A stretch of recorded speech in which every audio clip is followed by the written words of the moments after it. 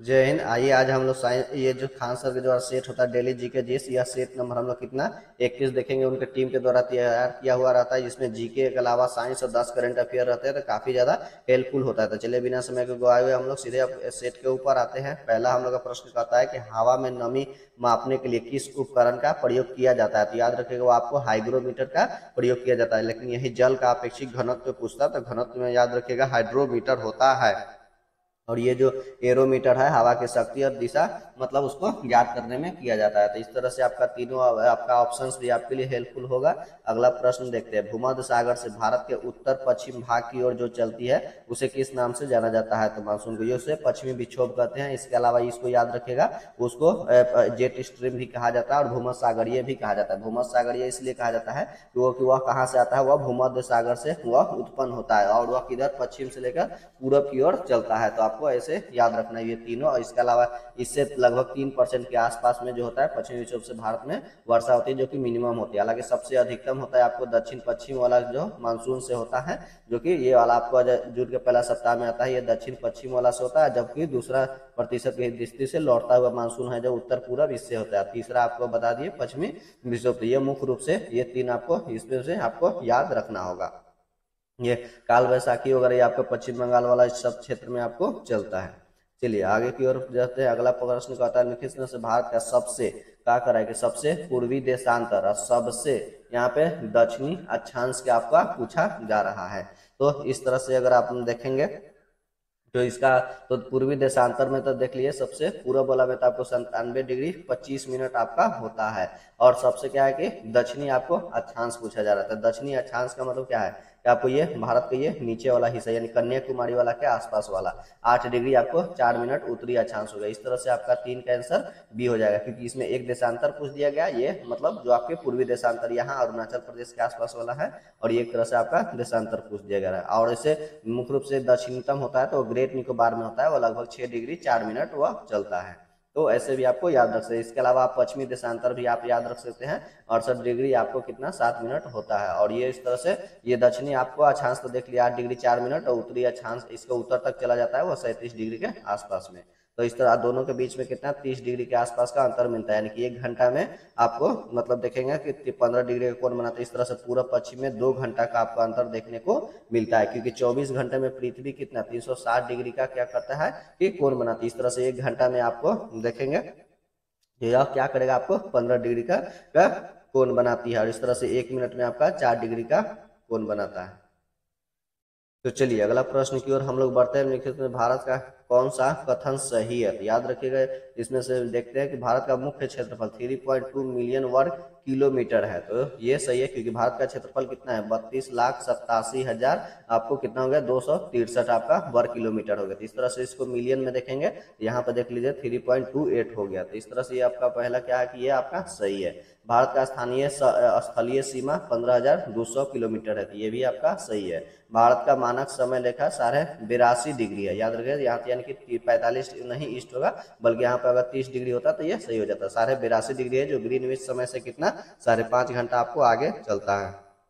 तो इस तरह से अगर आप देखेंगे तो सी आपका गलत हो गया। और यहाँ कथन में खासतौर से नए ट्रेंडिंग के अनुसार देखिए उपयुक्त में से एक से अधिक सही है, इसलिए आपका इसका 4 का आंसर आपका डी हो जाता है। अगला प्रश्न की ओर चलते हैं। भारत की लंबाई और चौड़ाई की दृष्टि से कौन सा सही है। याद रखिएगा इसका लंबाई चौड़ाई की दृष्टि से, तो लंबाई में आपका देख लीजिए वो 3214 हो गया। 3214 यानी कि लंबाई ये आपका पूछ रहा है ऊपर से उत्तर से दक्षिण वाला है, और जबकि पूरब से पश्चिम वाला आपका कितना हो गया तो 2933 किलोमीटर हो गया। इस तरह से आपका 5 का आपका ए हो गया आंसर। चलिए अगला प्रश्न की ओर बढ़ते हैं। अगला प्रश्न कहता है कि मालाबार तट, अगला प्रश्न है कि मालाबार तट के संबंध में लिखित कथनों पर क्या करना है, सही करना है। कि भारत के पूर्वी तट किनारे के संकीर्ण पर मैदानी पट्टी है। तो नहीं, ये भारत का पूर्वी किनारे तो वो जानते हैं कि आपका ये वाला पूर्वी वाला ये तो कोरोमंडल वाला तट हो गया। तो इस तरह से आपका ये क्या हो जाता है कि गलत हो जाता है। और इसके अलावा गोवा दक्षिणी में पश्चिमी तटीय तट है। तो नहीं, ये दक्षिण वाला सब क्षेत्र में कह ले, उसके बाद कोंकण आता है, तो ये भी आपका गलत हो गया। मालाबार तट का अधिकांश भाग केरल में होता है, तो ये आपका क्या है कि आपका सही है। ये वाला जो मलबार तट होता है केरल वाला, इसको कहा जाता है। इस तरह से गुजरात को देखेंगे तो काठियावाड़ तट हो जाता है, महाराष्ट्र वाला मतलब माहिम तट हो जाता है, गोवा वाला कोंकण तट हो गया, कर्नाटक का कन्नड़ तट के नाम से जाना जाता है, केरल को आपको इस तरह से मलाबार तट जाना है। उसी तरह से आपका तमिलनाडु वाला तट को कोरोमंडल तट भी कहते हैं, और उड़ीसा वाला को उत्कल तट कहा जाता है। पश्चिम बंगाल के आसपास वाला क्षेत्र को उत्तरी सरकार के तट से जाना जाता है। इस तरह से पूर्व से पश्चिम जो भी था रिकॉल हमने आपको करा दिया है। चलिए अगला प्रश्न की ओर हम लोग बढ़ते हैं।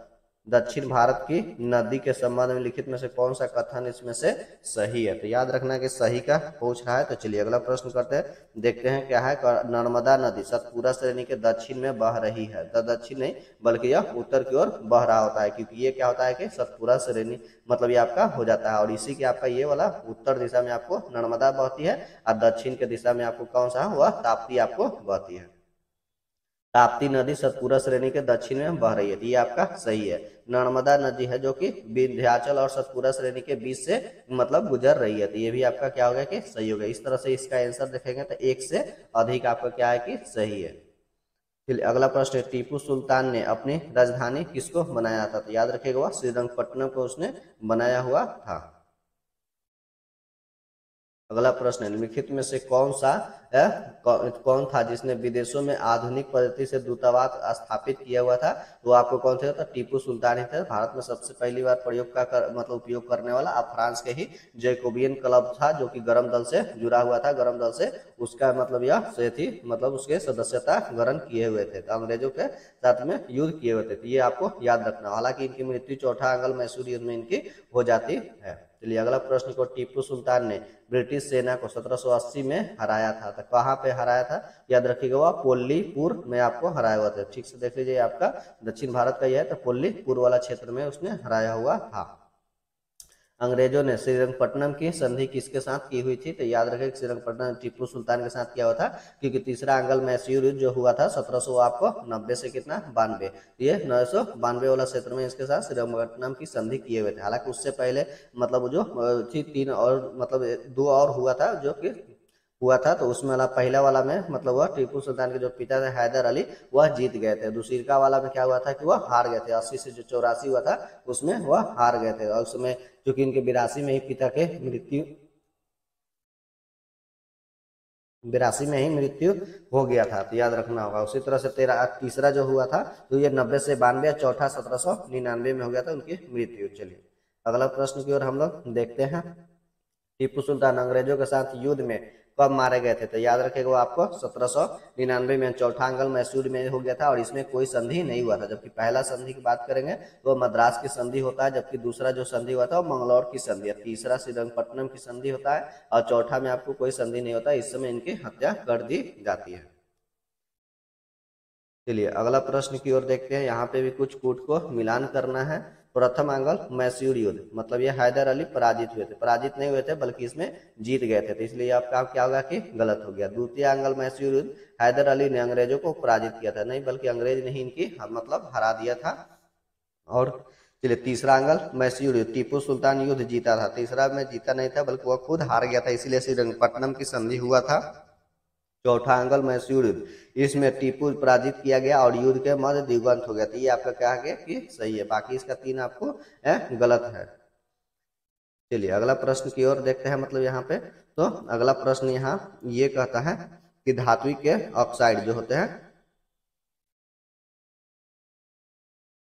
धातुओं के ऑक्साइड की जो कि प्रकृति कैसी होती है? तो याद रखे वो कैसी क्षारीय होती है, जबकि अधातु पूछता नॉन मेटल वही हो जाता है आपको, तो क्या होता है कि वह अम्लीय होता है। अर्थात इससे रिलेटेड इसी को कूट को मिलान करना है। तो देखिए यह प्रतिक्रिया करके लवण और जल का निर्माण करते हैं, लेकिन वह धात्विक ऑक्साइड बताया जो अन्य से क्या है कि आपको भिन्न है। तो बाकी धातुओं के ऑक्साइड ये सब आपको कैल्शियम ऑक्साइड क्षारीय हो गया, मैग्नीशियम ऑक्साइड ये सब क्षारीय हो गया, सोडियम के ऑक्साइड ये सब क्षारीय होते हैं, लेकिन जो एल्युमिनियम के ऑक्साइड होते हैं या उभयधर्मी होते हैं, और उभयधर्मी में धातु और अधातु दोनों मिलकर अथी करते हैं। इसके अलावा याद रखिएगा आपको जिंक के ऑक्साइड भी क्या होता है कि आपको उभयधर्मी ही आपको बनाते हैं। चलिए अगला प्रश्न की ओर देखते हैं। वे मेटल डिटेक्टर जिससे होकर हवाई मतलब अड्डों पर लोग गुजरते हैं तो वह किसके द्वारा संचालित होते हैं, यानी कि मेटल डिटेक्टर जो कि किसी धातु वगैरह की पहचान करता है। जाते समय जो टीटी आपको इस तरह से लगा हुआ देखे होंगे गेट के पास लाता है व्यक्ति, तो उसमें बजने लगता है, तो वही रिलेटेड है। तो याद रखेगा उसमें क्या होता है, वो फैराडे का नियम है, क्योंकि वह चुंबकीय क्षेत्र से कोई भी धातु गुजरता है तो उसके फ्लक्स में परिवर्तन होता है, जिसके कारण वह संकेत मिल जाता है। चलिए अगला प्रश्न की ओर हम लोग बढ़ते हैं। तो अगला प्रश्न कहता है निम्नलिखित में से कौन सा किस तत्व का क्या है समस्थानिक यानी कि आइसोटोप्स का गुण प्रदर्शित करता है। तो यहाँ पे थोड़ा सा ध्यान पूर्वक यदि करना होगा। तो देखिए इसके क्या होता है कि जो समस्थानिक होते हैं, क्योंकि उसका ए बराबर क्या होता है, वह जेड बराबर ई, यानी कि परमाणु संख्या उसका, और उसका बाद में क्या होता है प्रोटोन जो होता है, प्रोटॉन की संख्या बराबर क्या हो जाता है आपका इलेक्ट्रॉन की संख्या, तो वही उसको परमाणु संख्या ही हो जाता है। परमाणु क्रमांक यानी कि ए, यानी कि वही हो गया। चलिए अगला यही इसी में कह रहा है इनके परमाणु द्रव्यमान समान होते हैं। गलत, ये द्रव्यमान नहीं समान होते हैं बल्कि परमाणु संख्या होता है। इनके परमाणु क्रमांक समान होते हैं, यानी कि ये 2 नंबर सही है। ये भौतिक गुण प्रदर्शित करते हैं, तो ये भी आपका सही है, क्योंकि अलग अलग जो होते हैं भौतिक गुण प्रदर्शित करते हैं। ये समान रासायनिक गुण भी आपको क्या करते हैं कि प्रदर्शित करते हैं, क्योंकि सभी में इलेक्ट्रॉन की संख्या भी समान होती है, इसीलिए रासायनिक गुण भी इनके समान होते हैं। इस तरह से आपका 16 का आंसर आपका बी हो जाता है, यानी कि 2, 3 और 4 इसका क्या है कि आपका सही है। निम्नलिखित में से कौन सा आर्किमिडीज के सिद्धांत पे आधारित नहीं है। तो याद रखिए कौन सा आधारित नहीं है, तो आपको लैक्टोमीटर है इस पे आधारित, हाइड्रोमीटर है ही इसके, जहाज के पनडुब्बी वगैरह होता है ये भी उस पर ही आधारित है। जबकि हवाई जहाज के पंखों के जो डिजाइन होते हैं तो यह उस पर आधारित आपको नहीं है। ये बर्नौली के सिद्धांत पे आपको जो पंखा वगैरह ये हवा जब चलता है उसके आधार पर हो जाता है। चलिए अगला प्रश्न की ओर देखते हैं। जैसे कहता है कि कथन यहाँ पे तो मतलब आपको अभी कथन ये है क्या है, घरेलू गैस में सिलेंडरों में होने वाले रिसाव का पता लगाया जा सकता है। तो सही बात है, उसका रिसाव होता है तो पता चल जाता है, गंध देता है। इथाइल मार्केप्टन के कारण आपको गंध देता है। इथाइल मार्केप्टन यानी कि C2 और उसके बाद में इस तरह इसका क्या हो जाता है, तो आपको C2H5 हो जाता है और HS यही होता है इथाइल मार्केप्टन, जिसके कारण रिसाव का गंध का पता चल जाता है। एलपीजी गंध की एलपीजी की गंध तीव्र मतलब तीव्र होती है, ऐसा नहीं एलपीजी का नहीं होता है गंध, बल्कि इथाइल मार्केप्टन का होता है, इसलिए आर क्या है कि आपका गलत है। इस तरह से इसका आंसर डी आपका सही हो जाता है। ये सही है लेकिन आर इसका गलत है, क्योंकि यहाँ पे वो एलपीजी का होता ही नहीं, क्योंकि एलपीजी देखा जाए तो नॉर्मल ब्यूटेन और आइसो ब्यूटेन हो गया, यानी कि C4 और H10 हो गया। तो इस तरह से ये इसका तो कुछ गंध होता ही नहीं है इसमें। चलिए अगला प्रश्न की ओर चलते हैं। एक लेंस के, यहाँ कह रहा है कि एक लेंस का जो होता है वह प्रकाशिक केंद्र से होकर गुजरने वाले प्रकाश की किरणों मतलब किसी विचलन में नहीं होती है। इस तरह से देखेंगे कि अगर आपका उत्तल लेंस हो या फिर आपका क्या हो गया कि इस तरह से आपका अवतल लेंस हो गया, तो उसके प्रकाशिक केंद्र ये होता है, इससे गुजरने वाली किरणों में कोई तरह के अपवर्तन देखने को नहीं मिलता है। अगला प्रश्न कहता है हम लोग का कि दो पिंडों के बीच बल जो होता है वह सदैव क्या होता है कि एक समान होता है लेकिन विपरीत दिशा में कार्य करता है। यानी कि यह क्या होता है कि यह F बराबर हो जाता है कैपिटल G M1 गुने क्या होता है कि M2 बटा क्या हो गया कि R²। इसी में होता है कि वह समान रूप से बल लगता है लेकिन वह विपरीत दिशा में एक दूसरे से लगता है। निम्नलिखित में से कौन सा आयनिक यौगिक का गुणधर्म मतलब है इसमें से। तो याद रखिएगा इसका क्या होता है कि इसका बॉइलिंग पॉइंट क्वथनांक उच्च होता है तथा गलनांक भी क्या होता है उसका उच्च ही होता है। किसी आवेश का विद्युतीय क्षेत्र बल जो होता है वह किस पर निर्भर करता है। तो याद रखिएगा दूरी के वर्ग के साथ क्या होता है कि घटते जाता है, क्योंकि कुलम साहब ने जो नियम दिया था तो उसमें लगने वाला जो बल होता है वह दोनों आवेशों के Q1 गुने Q2 के गुणनफल के समानुपाती, उनके बीच के दूरी के वर्ग का व्युत्क्रमानुपाती। इस तरह से देखिए अगर दूरी यानी कि R बढ़ेगा इस तरह से फोर्स क्या होगा कि आपका घटेगा, तो वही हो गया आपका F बराबर 1/R²। वही आपको इससे रिलेटेड पूछा जा रहा है। चलिए अगला प्रश्न की ओर चलते हैं। कह रहा है कि क्वेश्चन हम लोग का कि दाब को किस प्रकार से मतलब परिभाषित किया जाता है। तो याद रखिएगा प्रनेद प्रति एकक मतलब क्षेत्रफल, क्योंकि लगने वाला बाल दाब होता है एकांक क्षेत्रफल पर लगने वाले बल को ही आपको क्या है प्रेशर यानी कि दाब कहा जाता है। इस तरह से बल को याद रखिएगा प्रनेद के भी नाम से जाना जाता है। चलिए अगला प्रश्न की ओर हम लोग देखते हैं। तो अगला प्रश्न कहता है कि काका कालेलकर समिति आयोग संबंधित था, किससे संबंधित था, तो आपको पिछड़े वर्ग यानी कि ओबीसी ही संबंधित था, जो कि आरक्षण देने से संबंधित था। चलिए 25 नंबर आपका प्रश्न है, भारत के 73वां संविधान संशोधन के विषय में कौन सा इसमें से मतलब विषय में सही है। यहाँ सही का कथन का पहचान करना है। तो पंचायतों को संवैधानिक स्थिति प्राप्त है, ये भी सही है। अनुसूचित जाति अब विषम अनुसार अनुसूचित जनजाति महिलाओं के लिए सीटों का आरक्षण है, ये भी सही है, क्योंकि अनुच्छेद 243 के या 4 में आपको दिया गया है डी में। और जिला योजना के अस्थायी संरचनाओं का उपबंध करना, नहीं ये आपका क्या हो जाता है कि गलत हो जाता है, ये इसमें गलत है। इस तरह से आप देखेंगे तो 25 का क्या होता है कि आपका ए और दो यानी कि सही है। चलिए उच्चतम न्यायालय यानी सुप्रीम कोर्ट द्वारा सुनाए गए निर्णय द्वारा आदेश के पुनरावलोकन के संबंध, पुनरावलोकन याद रखेगा अनुच्छेद 137 में आपको देखने को मिलेगा। इसके बारे में कौन सा कथन सही है। तो भारत के राष्ट्रपति को ऐसे निर्णय या आदेश पुनरावलोकन का अधिकार है, नहीं राष्ट्रपति को है ही नहीं, सिर्फ मतलब वह सुप्रीम कोर्ट का ही है। सुप्रीम कोर्ट को अपने द्वारा सुनाए गए निर्णय या दिए गए आदेश का पुनरावलोकन करने की शक्ति है, यानी कि ये सही है, यानी कि अनुच्छेद 137 में आपको यह देखने को मिलेगा। तो 26 का आपका मतलब ये आपका बी नंबर आंसर हो जाता है। चलिए 27 नंबर प्रश्न देखते हैं, संविधान के द्वारा केंद्र और राज्यों के बीच राजस्व का बंटवारा किया गया है अधिकतर। याद रखिए वो भारत सरकार के अधिनियम 1935 के तहत किया गया है, क्योंकि यहाँ क्या है राजस्व का बंटवारा किया गया अधिकतर, तो अधिकतर में आपका यही हो गया। लेकिन यही देश पूछ दिया जाता कि किस देश से लिया गया केंद्र और राज्य का बंटवारा, तो याद रखिए वह कनाडा के देश से लिया गया। बाकी आप जान रहे हैं कि महाभियोग अमेरिका से है, उसके अलावा सुप्रीम कोर्ट हाई कोर्ट वगैरह अमेरिका से ही हो जाता है, राष्ट्रपति का निर्वाचन भी आपको अमेरिका से ही आपको देखने को मिलता है, मौलिक अधिकार भी आपको अमेरिका से ही लिया गया है। ये इस तरह से हो गया। चलिए अगला प्रश्न की ओर हम लोग बढ़ते हैं।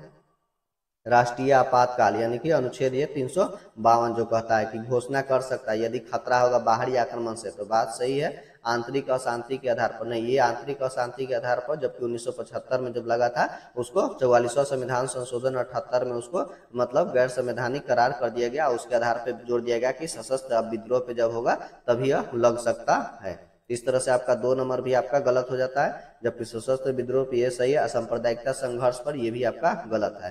तो इस तरह से अगर आप देखेंगे तो 1 और 3 इसमें क्या है कि आपका आंसर सही है, यानी कि 28 का डी नंबर आपका क्या हो जाता है कि सही हो जाता है। और याद रखना होगा कि 300 कितना पे राष्ट्रीय आपातकाल लगता है 352, जबकि राष्ट्रपति शासन 300 आपका 56 होता है, वित्तीय आपातकाल 360 होता है। जबकि राष्ट्रीय आपातकाल अब तक 3 बार लग गया है, जो आपातकाल एक बार मतलब भारत चाइना युद्ध 62 में, दूसरी बार 1971 में पाकिस्तान के साथ, और तीसरा आंतरिक अशांति के आधार पर 1975 में इंदिरा गांधी के समय में।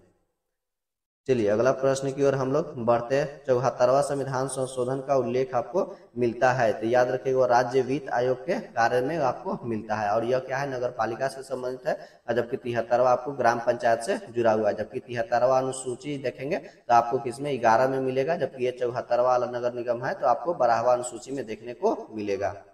और इसके अलावा थोड़ा सा और रिकॉल कर लीजिए, तो रिकॉल में जैसे कि आप देख सकते हैं कि ग्राम पंचायत 73वां है वो आपको भाग किसमें 9 में देखने को मिलेगा, जबकि 9 के क में आपको नगर मतलब नगर निगम नगर पालिका आपको देखने को मिलता है।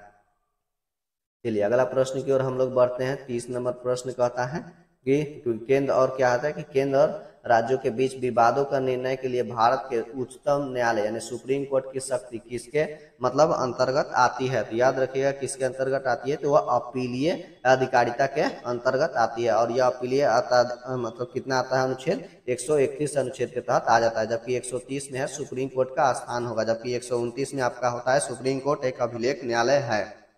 हालांकि सुप्रीम कोर्ट के मतलब आपको हो जाता है 124 से ही शुरू हो जाता है अनुच्छेद में। चलिए अगला प्रश्न की ओर हम लोग बढ़ते हैं। तो अगला प्रश्न हम लोग का कहता है निम्नलिखित कथनों पर विचार कीजिए। कार्बोहाइड्रेट मनुष्य के लिए ऊर्जा का एकमात्र स्रोत है। हाँ, क्योंकि अंतिम रूप से कार्बोहाइड्रेट सही रूप में सभी को मिलता है, यानी कि ग्लूकोज अन्य पदार्थों की अपेक्षा वाचा उपचयन होने पर अधिकतम ऊर्जा देती है। तो बात ये भी सही है, क्योंकि 1 ग्राम वसा कार्बोहाइड्रेट यानी कि ग्लूकोज से देखेंगे तो आपको 4.2 ही किलो कैलोरी मिलता है, जबकि प्रोटीन से 4.3 किलो कैलोरी की प्राप्ति होती है। जबकि 1 ग्राम वसा से आपको कितना होता है, तो 9.3 किलो कैलोरी की आपकी प्राप्ति हो जाती है। 9.2 का यहाँ का किलो का, यानी सबसे ज्यादा आपको वसा ही आपको क्या करता है कि ऊर्जा प्रदान करता है। तो इसका 1 और 2 क्या है आपका सही है। चलिए 32 नंबर प्रश्न की ओर आते हैं। यहाँ पे थोड़ा सावधानी पूर्वक पुट का इस्तेमाल करना होगा, क्योंकि देखिए इस बार थोड़ा सा नंबरिंग उल्टा है, ABCD इधर दिया गया है और उसका मतलब जो मैथ का डिजिट है आपका इधर की तरफ में दिया गया है। तो चलिए प्रश्न की ओर हम लोग देखते हैं। जैसे कि आपको इधर से ही मिलान करते हैं, यानी कि कोशिका की खोज किसने किया हुआ था, तो रॉबर्ट हुक ने साहब ने किए हुए थे, कि हुक से इस तरह से मतलब लगा के निकाल लीजिए, तो उसे ही रॉबर्ट हुक ने साहब ने किए हुए थे। तो ये आपका ए का कौन सा हो गया, आपका 4 हो जाता है। तो ए का 4 इसमें ए नंबर में देखने को मिल रहा है। एक से इसी एक ऑप्शन से आपका क्लियर हो गया। चलिए दूसरा आपका इसी में देख लेते हैं। तालाब के जल में स्वतंत्र रूप से जीवित कोशिकाओं की खोज किसने किए हुए थे, तो याद रखिए वह ल्यूवेनहॉक साहब ने किए हुए थे, यानी कि ये हो गया। और केंद्रक की खोज, केंद्रक चूंकि भूरा रंग का होता है किसी भी का, तो दो ब्राउन साहब ने किए हुए थे, यानी कि सी का 1 हो जाता है। उसी तरह से आपका डी का आपका क्या हो जाता है कि 3 नंबर आपका हो जाता है। तो ये गॉल्जी बॉडी ने ब्लैक रिएक्शन के विधि की खोज किए हुए थे। चलिए अगला प्रश्न की ओर हम लोग बढ़ते हैं। अगला प्रश्न हम लोग का कहता है कि अमाशय के बाहर मतलब आने वाले अम्लीय अर्धपाचित खाद्य का उदासीनीकरण किसके द्वारा किया जाता है, तो वह याद रखेगा पीत रस के द्वारा ही किया जाता है। हालांकि यह एक एंजाइम न होते हुए भी एंजाइम की तरह कार्य करता है और उसको उदासीन कर देता है, यानी कि इसमें से क्षारीय निकलता है। और इसके पश्चात मतलब ये क्या है, पेट में से यानी कि HCl अम्ल के बाद यहाँ पे यही पीत रस भी उसमें घुलने का कार्य करता है। और अमाशय को ही याद रखिएगा आम बोलचाल की भाषा में पेट के नाम से जाना जाता है। तो चलिए अगला प्रश्न की ओर हम लोग बढ़ते हैं।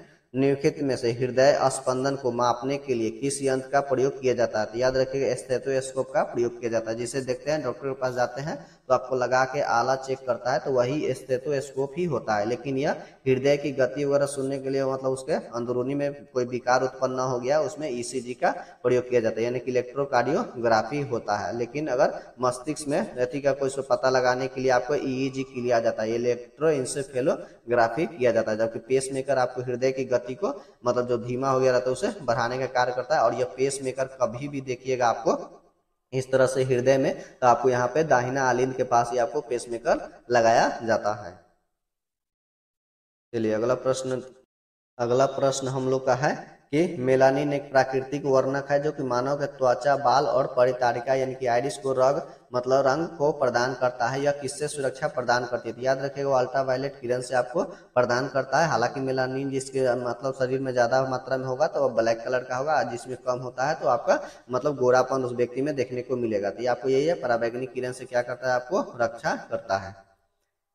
चलिए कॉल मनी मार्केट से तात्पर्य क्या है, यानी कि एक दिन के अवधि के लिए बैंक के आंतरिक स्तर पर ऋण लेना या उधार देना ही आपका क्या कहलाता है, तो आपको कॉल मनी के नाम से जाना जाता है। 37 नंबर हम लोग का प्रश्न कहता है कि जो लैफर वक्र होता है निम्नलिखित कथनों पर विचार कीजिए और इसमें से कौन सा सही है। तो सही के कथन को जांच करना है, तो देखिए देखते हैं हम लोग। तो अंग्रेजी वर्णमाला U आकार का उल्टा वक्र होता है, तो ये आपका क्या है कि सही है। इस ओर संकेत करता है कि एक सीमा के बाद यदि कर की दरों में वृद्धि की जाए तो सरकार का राजस्व घटने लगता है। तो इस तरह से अगर आप देखेंगे तो क्या होता है कि हाँ ये भी कहिए कि घटने लगता है, क्योंकि आप जानते हैं कि लास्ट 28% के ऊपर के बाद जाकर वह स्थिर हो जाता है, इससे ऊपर जाएगा तो कर घटने लगता है। तो इसलिए यहाँ से ये भी आपका सही हो जाता है। इस तरह से इसका आंसर मतलब C नंबर हो जाता है। 1 और 2 दोनों आपका सही है। 38 नंबर प्रश्न करता है कि मुद्रा के अवमूल्यन अधिक हितकारी होगा यदि क्या होगा कि आयातकों के लिए निर्यात के मूल्य मतलब सस्ते हो जाते हैं। यानी कि इसमें मुद्रा का अवमूल्यन करने से क्या होता है कि आयात क्या हो जाता है कि आपको घट जाता है, लेकिन निर्यात क्या हो जाता है कि आपका बढ़ जाता है। अन्य विदेशी व्यक्तियों के लिए भारत का माल क्या कर दिया जाता है कि सस्ता कर दिया जाता है, ताकि ज्यादा से ज्यादा निर्यात हो सके। और इसमें मुद्रा का अवमूल्यन करने से क्या होता है कि मुद्रा का वैल्यू क्या हो जाता है कि घट जाता है। अगला प्रश्न के 39 हम लोग का कहता है निम्नलिखित कथनों पर विचार कीजिए। तो 39 नंबर प्रश्न है, यहाँ पे देख लीजिए कि अंतर्राष्ट्रीय मुद्रा कोष यानी कि IMF सदस्य देशों को ऋण प्रदान करता है। ये आपका क्या है कि सही है। अंतर्राष्ट्रीय मुद्रा कोष IMF कोष मुख्य कार्य विकासशील देशों के लिए निवेश को मतलब वित्त व्यवस्था करना है। विकासशील देशों को याद रखें IMF नहीं देता है बल्कि उसको वर्ल्ड बैंक देता है। इसमें से आपको केवल 1 ही आपका सही है। 40 नंबर प्रश्न है आपका GST से जुड़ा हुआ। तो चलिए 40 नंबर कहता है कि GST परिषद के संदर्भ में कथनों पर विचार करना है। जीएसटी परिषद जो होता है इसमें सभी मुद्दों और विधि नियमों, दो दरों का वर्गीकरण आदि का निर्णय करेगी। ये आपका सही है। जीएसटी परिषद के लिए गण पूर्ति कुल सदस्यों को 10% होता है, 10% नहीं होता है, बल्कि याद रखें कितना आपको आपको लगभग यहाँ पे देखने को मिलेगा 66% होता है, यानी कि आपको 2/3 होता है। चलिए, तो ये आपका गलत हो गया। 3 नंबर देखते हैं, जीएसटी परिषद का प्रत्येक निर्णय उपस्थित तथा मतदान के 2/3 भाग मतलब द्वारा बहुमत द्वारा लिया जाता है। 2/3 नहीं बल्कि याद रखिएगा 3/4 के द्वारा होता है। तो इस तरह से आपका 3 नंबर भी आपका गलत है। चलिए, फीफा यहाँ से करंट आपको शुरू होता है। फीफा फरवरी 24 में किस देश ने एफएटीएफ के वित्तीय मतलब अपराध निगरानी सूची से हटा दिया गया है? तो आपको याद रखेगा यूएई को हटाया गया है। अगला प्रश्न की ओर हम लोग बढ़ते हैं कि भारत और किस देश के बीच में आपका धर्म गार्जियन होता है? तो आपको धर्म गार्जियन या बीर गार्जियन जापान के साथ ही आपको मिलता है, और एक्वेरिन आपको मालदीव के साथ होता है। देश के सबसे लंबे सिग्नेचर स्टेप ब्रिज का उद्घाटन कहाँ पे किया गया है? तो आपको याद रखना होगा कि गुजरात में। हाल ही में किस राज्य के पूर्व मुख्यमंत्री मनोहर जोशी का निधन हो गया है? तो वह आपको कहाँ के थे? महाराष्ट्र के थे। मंदिरों पर टैक्स लगाने वाला पहला राज्य कौन सा बन गया था? याद रखेगा आपको कौन सा है? तो कर्नाटक हो गया है। उसी तरह से हाल ही में अटुकल पोंगल पर्व कहाँ पे मनाया गया था? केरल में, क्योंकि पोंगल पूछता तो तमिलनाडु हो जाता है, लेकिन अटुकल बोला गया है इसलिए आपको कहाँ हो जाएगा कि केरल में। हाल ही में केंद्रीय मंत्री ने राष्ट्रीय उद्यमिता विकास परियोजना का उद्घाटन किस राज्य में किए हुए हैं? तो याद रखिएगा आपको कहाँ पे किए हैं? तो ये आपका उड़ीसा में किए हुए हैं। अगला प्रश्न की ओर हम लोग बढ़ते हैं। भारत का सबसे बड़ा हरित हाइड्रोजन मतलब केंद्र कहाँ पे आपको स्थापित किया जा रहा है? तो आपको ये विशाखापट्टनम में किया जा रहा है। पाकिस्तान के नए प्रधानमंत्री कौन बने? तो याद रखिएगा शहबाज शरीफ बने। हाल ही में अंतर्राष्ट्रीय सौर गठबंधन आईएसए का 119वां देश कौन सा बन गया? तो आपको माल्टा देश बन गया। इस तरह से हम लोग यह सेट नंबर कंप्लीटली 31 देख लिए। इससे पहले का आप नहीं देखे प्लेलिस्ट में जाकर देख सकते हैं। अगर आप मेरे चैनल पे तो नए थे तो प्लीज चैनल को लाइक कीजिए, सब्सक्राइब कीजिए, दोस्तों में जरूर शेयर कीजिए। मिलते हैं नेक्स्ट वीडियो के साथ। जय हिंद।